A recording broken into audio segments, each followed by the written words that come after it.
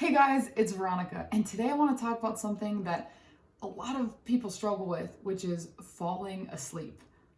Now, most of us have, had issues with this at some point. You're just so tired. All you want to do is, lay your head on the pillow and just fall asleep. But sometimes your mind just won't turn off. Like you're tired, your body, you need rest, but your mind just won't quit. You're thinking about, what you did that day or what you need to do tomorrow, or just thoughts are just circulating around. And you find yourself sometimes laying in bed for hours and you just can't seem to turn off. Now, I had this problem a lot. I struggled with this all the time until I started experimenting, and I found there's a few things that really made the difference for me. And now I don't really struggle with this anymore as long as I implement these things.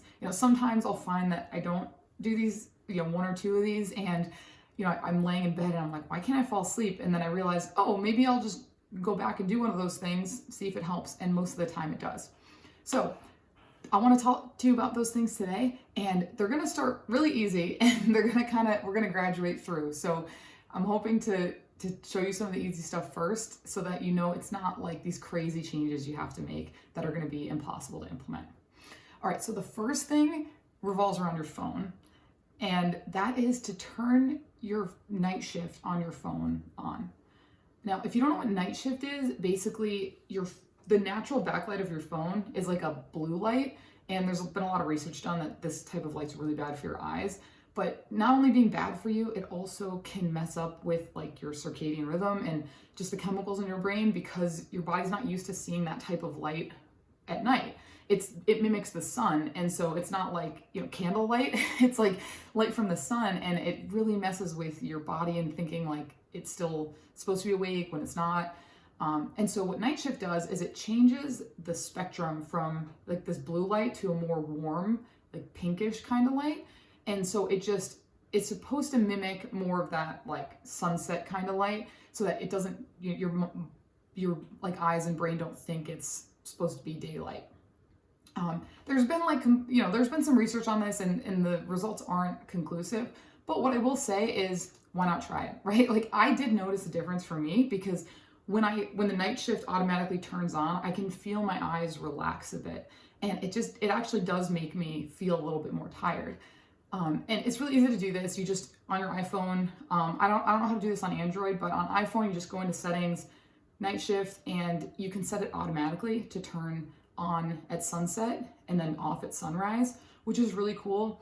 In the winter, I don't like to do that because it gets dark at like 4 o'clock. And so, I'm like feeling really tired from 4 o'clock onwards. So you can also set it to turn on and off at specific times. So I usually do like 8 p.m. until, whenever I wake up in the morning, like 7 a.m. So that's a really easy thing to do. All you need to do is set it once. It'll automatically happen every single day. And it's just a little change that hopefully will make a bit of a difference for you.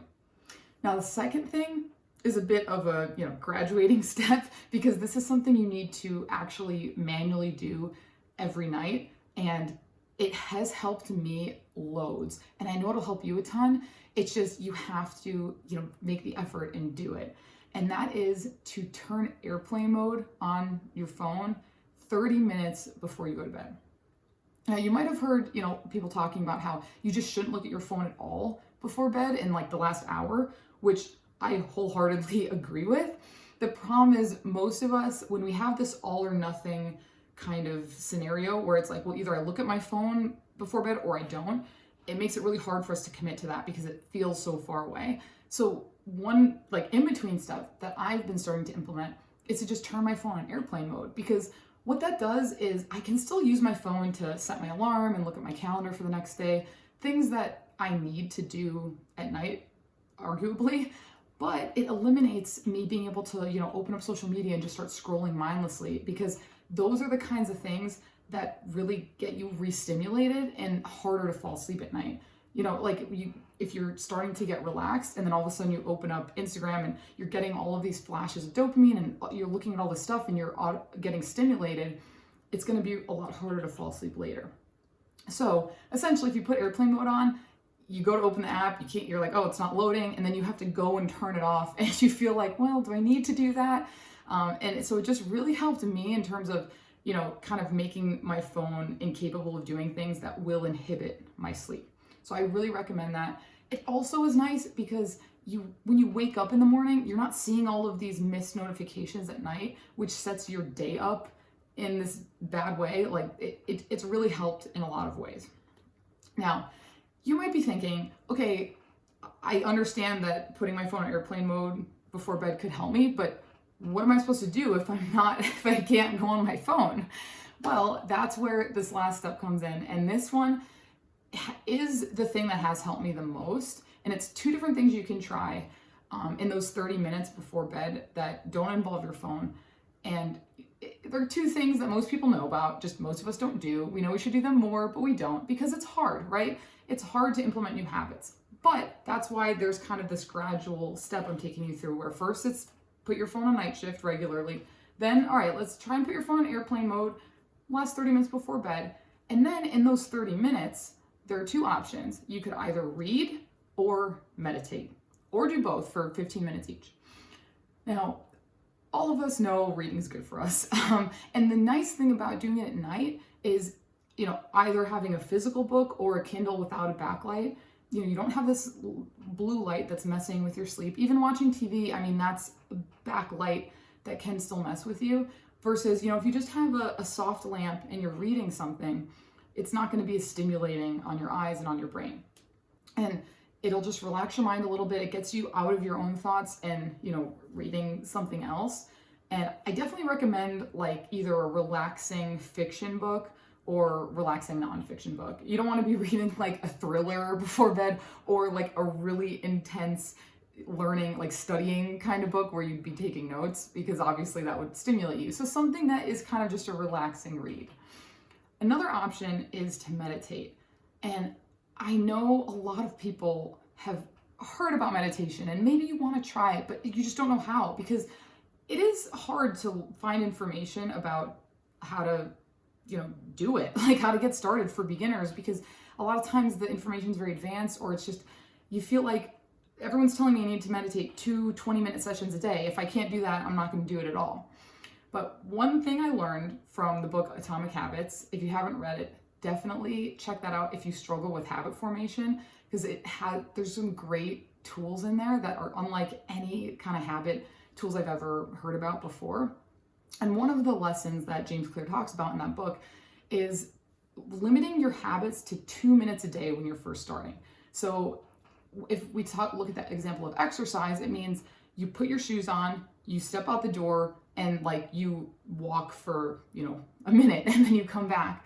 Because that way you're just forming the habit of starting the habit, which is the hardest part. We all know that. The hardest part of going to the gym is getting in your car and driving to the gym. But once you're there, it's much easier to do stuff. And so by limiting yourself to 2 minutes, you build that habit of starting it, and then eventually it's so much easier to build off that. And that's what I did with meditation, because I really struggled with sitting down for a whole 20-minute session at first. And it's just this is a lot to commit to, I don't even know if this works for me. This is too much. So what I would recommend when you're first doing this is, maybe you fill the beginning of the time with reading, and then as you start to get tired and the last 2 minutes before you lay your head down to go to bed, just do a quick 2-minute meditation session. And if you're very new to meditation and you've never started before, a great book for that is called Bliss More by Light Watkins.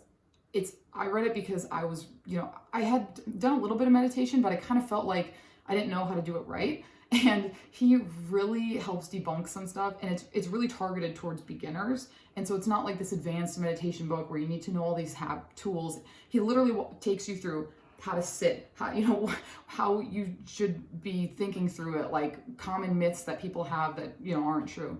But what I will say is if, you just want to get started today, this is what I would recommend. You are sitting in your bed and have a pillow behind you so that your back is supported, but your head is not supported. I'm not sure why, but in meditation, you're not supposed to have your head supported. I think it just leads to a better experience. And close your eyes, and for the first minute, just focus on relaxing every muscle in your body from your toes to your head. So close your eyes and you mentally think, okay, I'm relaxing my toes, I'm relaxing my feet, ankles, calves, and just go all the way up your body. And then once you get, to the top of your head and you feel fully relaxed, Then for the next minute, just focus on this mantra that comes from the book Bliss More that has really worked for me, which is ah hum. So essentially, on your inhale, you think ah, and on your exhale, you think hmm. So it's ah hum, and just do that for a minute.